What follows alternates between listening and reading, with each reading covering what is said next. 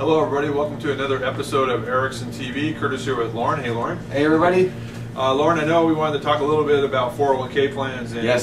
There's one of the recent years changes is that the Department of Labor laws have encouraged 401ks to offer target funds yes. as a default provision yes. for participants. And so what do you think? I'm not happy about this. Okay.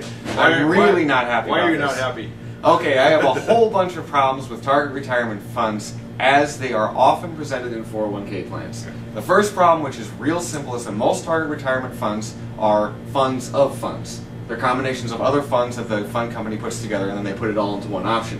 That's not necessarily so bad, but when you look at the actual funds that make up these target retirement allocations, oftentimes they look like a dumping ground. The fund company is just taking a whole bunch of funds that most people don't really want, and they're just throwing them in the target retirement fund. So that's the first problem, Okay. pretty simple one. So potentially there may be some of the worst performing funds, or you don't know exactly what that fund is. Right, yeah, exactly. Okay. Yes, but the second problem is much more serious than that. And the second problem is that I have now analyzed way too many of these target allocations that are not what they say they are. So I'll give you a couple of examples. One from a client who just came in and showed me their target retirement fund. Okay, so I was looking at a target retirement 2030 fund. So this is supposed to be for somebody who's going to retire in about 18 years. So this might be a 50-year-old.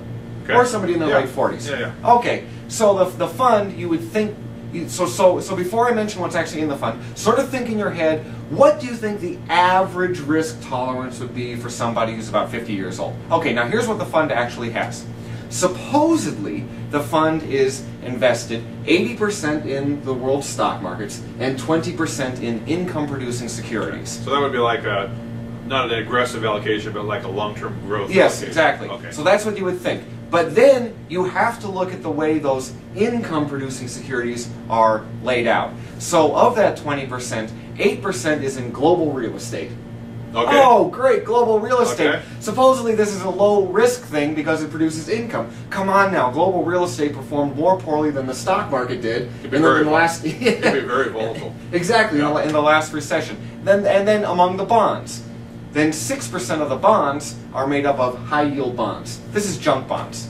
Okay, junk bonds. What was their performance in 2008 and 2009? They lost 27% in 2008. Yeah, they tend to track kind of close to what the stock market Yes, is. exactly. Very volatile. Yeah. Very volatile stuff. So realistically, what do you actually have in this 2030 target retirement fund? You have 94% of your money allocated to assets that are just about as risky as the stock market. At that point, you might as well just be putting all your money in the stock market. Yeah. I mean, you know, you might as well just have a 100% stock allocation, which is not necessarily bad. Yeah. But what I said originally was, think about what you would think to yourself is the average risk tolerance for somebody who's about 50 years old. I don't think that most people are going to say the average risk tolerance is to have all their money in the stock market. Right. We don't want to make a blanket statement that all target funds are bad. No. Just to be aware of what's building them up inside. I did a research, and there were some people that were very unhappy with their target funds in 2008 because some of them lost 40% in Right, a year. yeah, exactly. Here's the scary thing.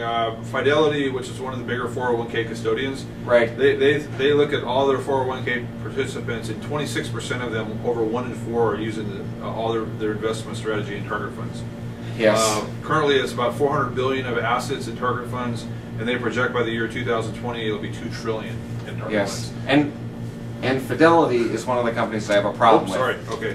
Fidelity, because Fidelity is one of the many companies that their bond allocation, when you break it down to the actual funds, about half of their bonds are usually in junk bonds. Okay. So you think you're getting a particular stock bond allocation, but when the bear market actually happens, you're not getting that stock bond allocation. So I think the takeaway from this, from what I heard from you, Lauren, is that target funds may be okay, but we should Yes. look to see what's inside to make sure you don't Yes. have an unpleasant surprise. Yes, exactly. And perhaps you would do better off constructing the portfolio of the individual funds. Yes, and also I want to make it real clear, here at Erickson Wealth Tax Management, we use a strategy that's similar to a target retirement strategy through Max and Money, but the way we do it, we explicitly set where you're starting, and explicitly set where you're ending. It's not just some random average. Very customized. You know, yeah, it's customized, and so you know where you're going, you know, the whole way through.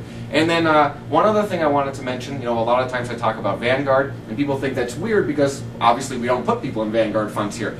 The one thing I like about Vanguard, and you can see this in their target retirement funds, when they say a fund is something, that's what it is. Okay. You know, it actually is what it says it is. So, you know, the concept of a target retirement fund is not a terrible concept. That's not what I'm criticizing. What I'm criticizing is that these funds are presented as being something that they're really not. Right. All right. Well, thank you very much for watching this episode of Erickson TV. We'll see you next time. Bye now. See you next time.